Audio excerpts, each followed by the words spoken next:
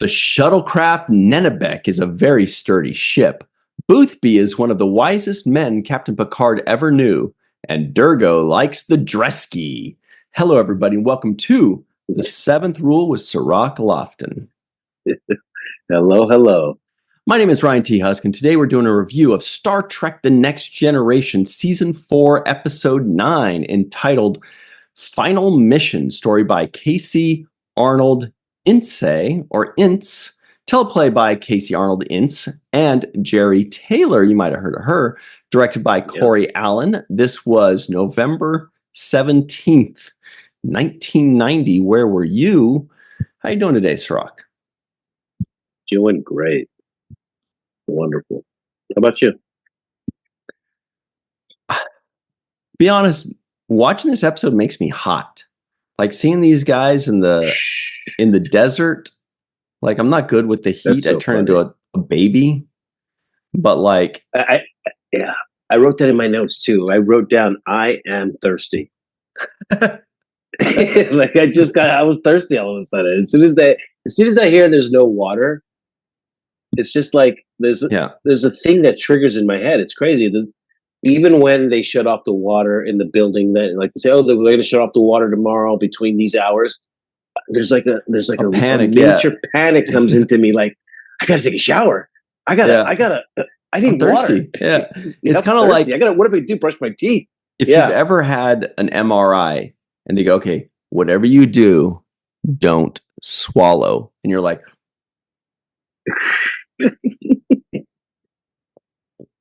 You just start swallow. Suddenly, I got to swallow like 50 times. I can't. Yeah, it's crazy. I wrote down in my notes. I am so thirsty. That's watching so funny. This episode. But I guess what that means is mission accomplished, right? I mean, production design team, the DP, the director, the actors. They convinced us that walking through, they turned up what's the not the brightness, but the can't think of the exposure. And maybe they turned up the exposure or something like that, made it look super bright. Yeah, they could have put a filter on the film and it worked. Yeah, put some yellow tinges on it, and it really felt like even when they were looking at the mountain and they were like, "Oh, we got to walk over there." I'm like, "Bro, that's doable." They were like, "We'll never make it." I'm like, "Yeah, well, that's not that far. I can." Yeah, give it 50 minutes. In 50 minutes, you'll cover 3 miles. Sorry, Picard, 5 kilometers, and you'll be there. It'll be hot. It'll be uncomfortable, but wear your funny hat. Yeah, they're wearing that fun. By the way, like put the binoculars on and you can barely see it in distance. It was seeable. And we know where that is. That's just like an hour east of LA, right? I mean, we know where they were. Vasquez Rocks, right? Yeah, no, it's like San Bernardino or something. San Dimas High School Football Rules. That's from the Bill and Ted. So, by the way, everybody, if you like Bill and Ted, please like this video, subscribe to the channel, hit the bell icon for notifications. If you're listening in, give us a 5-star rating and a nice review. We'd really appreciate that. Also, visit us on Patreon. That's patreon.com/The Seventh Rule and become a patron to support this fine show. Starting with, it's a fine show because Cirroc is here, by the way. So this is your first time watching this episode. I've seen it a bunch of times. To be honest, it's not one of my favorites. I remember when I was a kid and I would see this episode start, I'd be like, oh, yeah, this one. I mean, it's not a bad one, but as a kid, I was always like, I like the ones that are a little more exciting, that like have the Romulans or the Klingons or intrigue or battles or difficult situations amongst officers. This one's more like Wesley going, "You don't even know Captain Picard. He's smarter than you." Like he's always standing up for Picard. But it ends up actually having a really sweet ending that I didn't remember. So I actually really liked it. I liked this episode. I thought it was well conceived as far as A plot, B plot. Both storylines they had to create a dilemma in which the Enterprise could not go over to help instantly. And I thought they did a great job with that B plot to kind of create a sense of urgency there for Riker. I also like to see Riker with his captain chops on. So another thing that I enjoyed out of this episode was, getting to see him. Did you say his captain's chaps? No, his chops. I think he's got a nice feel for the captain's role when he gets his opportunity. He steps into that position and fills it well. I like the way he deliberates. I like the way he gives orders. I like the way he takes decisive decisions in moments, right? They were like, oh, well, there's this much time left. And he's like, let's do it right away. It didn't take him long to kind of make decisions in those critical moments when it's like life or death, radiation levels are up, this or that. And he's like, 10 seconds left, 5, 4. He's like, all right, now, it's like he's really, he plays the edge really well, but he also makes decisions quickly. And so I like watching him perform. But I also feel like the B storyline complemented the A storyline well enough, because there is these people here that are in danger. And then they can't just abandon them to go save Picard. That made sense to me. It felt like a logical kind of way things would play out. So the way Jonathan Frakes performs the role as captain, there was a moment there, for example, where he kind of stepped into this close-up shot, and it just made me laugh so much because you mentioned how he acts like a director. You know what I mean? He acts Riker does like a director with yes. He acts like he's picturing it as a direct. Like he's like, I need to look at it this way. Now I need to direct everybody. Yes. Now I'm reacting to this. He's I think he acts like a director. So the line that he says that to me jumped out, and like it's showcased Jonathan Frakes' acting style in the way that we're talking about. Is at the end of the teaser, he had the clothesline, and he knows this is the end of the teaser. The close-up ends on him, and they're going to go to commercial. So he says, "Tell him we won't be joining the search for a while." And he kind of steps into he steps into the close-up, and he does one of those looks, and he tucks his shirt down, and he's like, "This is the moment," Yeah, that's it. We're caught in a dilemma. He's like, General Hospital, eat your heart out. Yes, exactly. George Clooney, you wish you could do this on ER.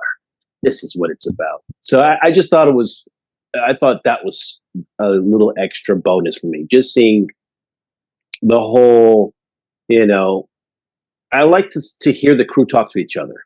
So when Riker tells Geordi, I need you to do that. We need a new upper limit. You gotta give me more power, whatever it is. I like to see that banter, and I think we got some of that. Plus of course, the main storyline, which we'll get into. But that was one of the pleasant things for me, the B storyline. That's interesting. That's kind of 2 Riker featured episodes in a row. Obviously, the previous one, he was, it was fully a Riker episode. This one is, Wesley and Picard episode, but the B plot was predominantly Riker. So that's maybe he's getting a little more love lately. He kind of started off getting a lot in the first season. If you'll recall, Q was courting him. He was leading away missions. He was doing things. And then they kind of started giving everybody else, there was a Geordi episode and a Worf episode and a Pulaski, they started doing that. So that's interesting to see him kind of coming back to that. And another Wesley episode, which is very reminiscent of the first season too. And let me piggyback on what you were saying about the Riker episodes. Another thing that I see kind of as a miniature trend in the last 2 episodes is the emphasis on Captain Picard's age, essentially, his wisdom / age. And so, the last episode, he was in this, aged 15 years. He had become admiral already. He was negotiating and brokering this peace treaty between the Romulans and whatnot. And so there was a lot of emphasis on his seniority and his age. And I felt like in this episode, the contrast of Wesley's youth and beginning Starfleet versus Picard's kind of having had the life experience of a person who's captained the ship for years and decades, and is reflecting almost on his life in a way where he was reflecting and having those revelations of what I can pass forward to Wesley as far as my life experience. What advice can I give him, about approaching this, experience of being in Starfleet. So both of those things emphasize the kind of wisdom that it takes to get to a level that Picard has gotten to. I think that's a great writing tool for a captain. I think that's the way you want to portray your captain. And I think in the last 2 episodes, they've done a great job of making Picard look like the very wise, experienced person who has a sense of humility and compassion for other people. Yeah, he's certainly become the Captain Picard that the Star Trek fans are accustomed to. Because like the first couple seasons, he's super rigid.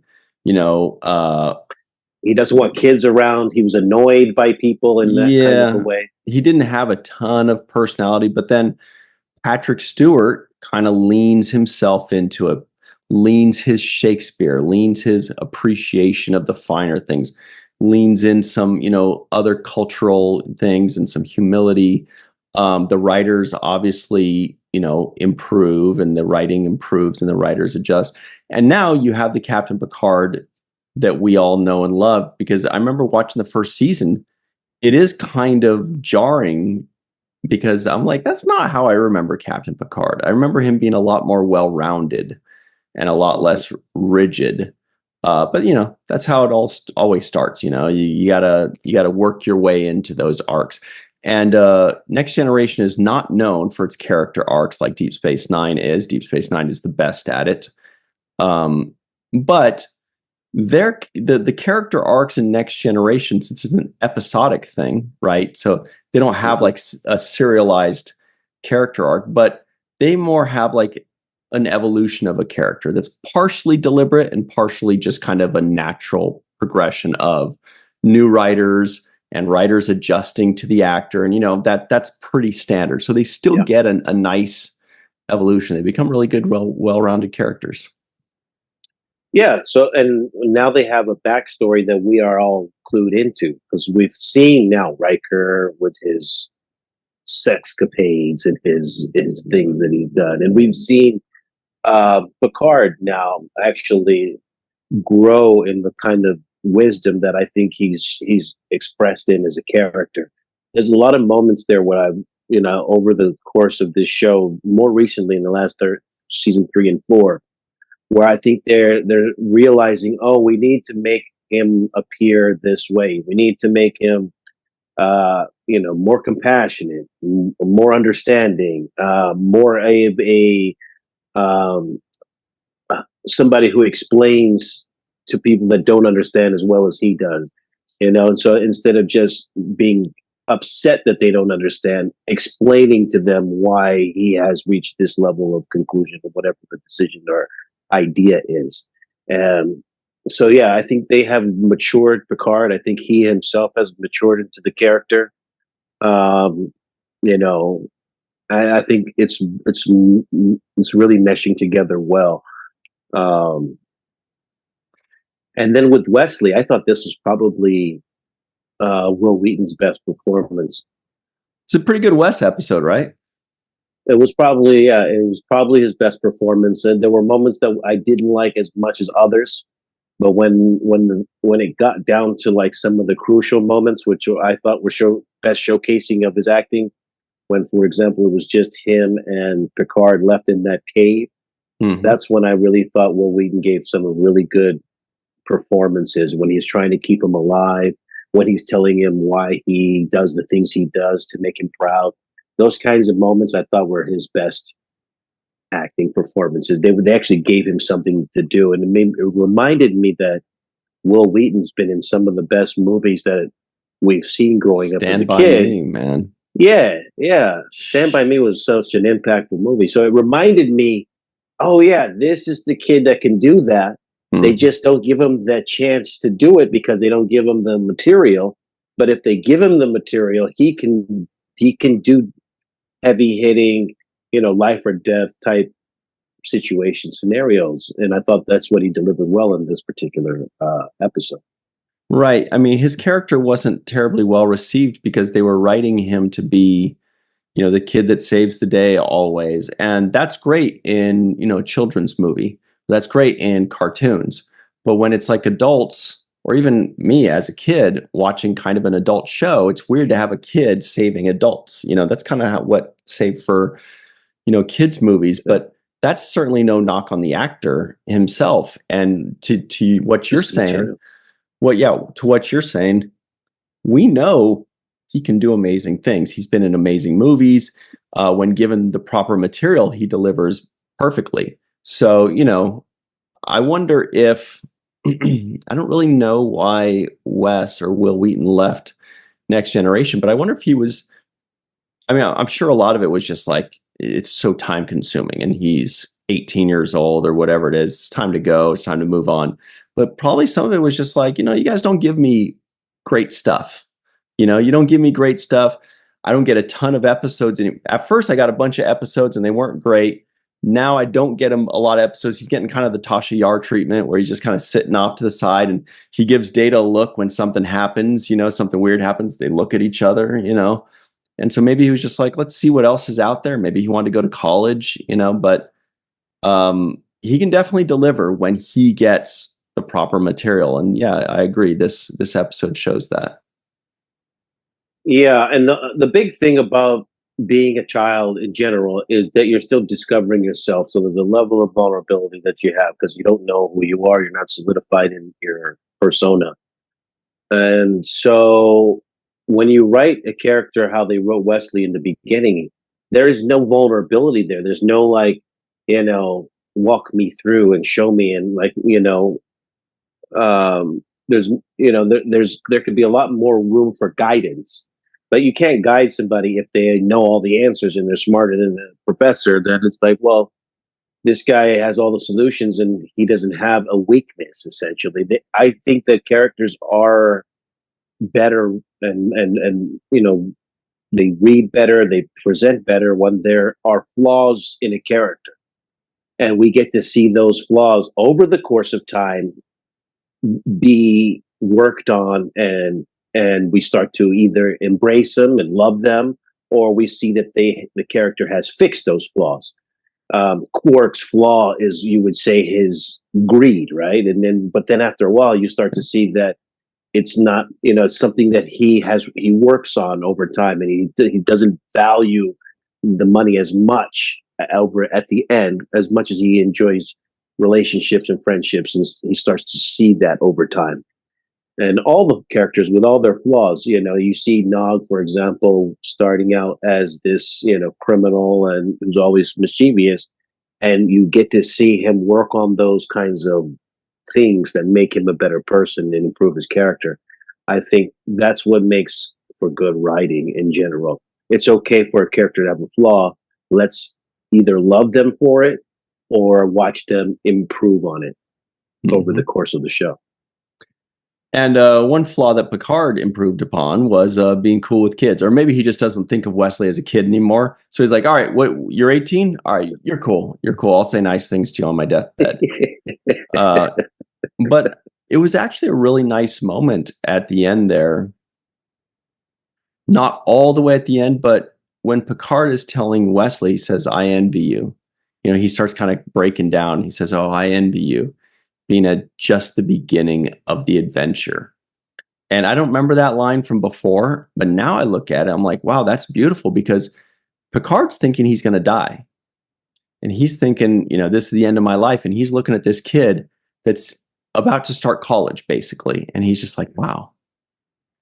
To be in your shoes right now, to be like, I'm about to set foot on my first days of college, at the start of the adventure, the start of all the things that we have gone through starting at 18 years old. And if you think you're on your deathbed and looking at a kid, the last thing you see is a kid that's just about to start that adventure. That's got to be a crazy moment. He's just like, wow, you've got so much good stuff ahead of you, and some pretty zany stuff. But I didn't remember that. And it was really, really good. I think that was the most powerful moment for me in this one. Yeah, for me, the most powerful moment was Wesley just, hand spooning the water to I know. I Picard was and like, me that's saying, filthy. "Wash your hands, Yeah, young man." that's. I thought the same thing. Put your hands in the fountain, wash them up first. If you're gonna be like hand feet, especially because I first saw that when I saw the fountain, I was like, man, is he gonna like try to pour? That's fucking gross. But then I was like, oh no, good. He's got this tool chest and he's pouring. Yeah. And then I expected him to like pour the tool chest in it. But no, he's like, I better finger it. Just drop it. Finger drop. Yeah, not even cupped. Yeah. Not even a cup version. It was like a finger drop. Just suck the moisture off my middle finger. Just like, what is going on, man? He's like, I would rather die, Wesley. Leave me here. Get your hands out of my mouth, Wesley. It was kind of, especially having gone through COVID, it looked really germy. I was thinking, this kid's a genius. He can invent a thing. He can figure out a puzzle, but the guy can't figure out a way to carry water from that receptacle to his, like some spoon action, some device, something. Spoon action. Yeah, dude. And especially they were all sweaty and sandy. He's like going to be chewing on granules of sand. I was actually thinking, like, if I was Picard, I'd be like, just drag me to the fountain, man. Just drag me to the fountain and put my face under it. It's so gross. Or dump the whole thing of water on me. I mean, something. Filthy. I don't know.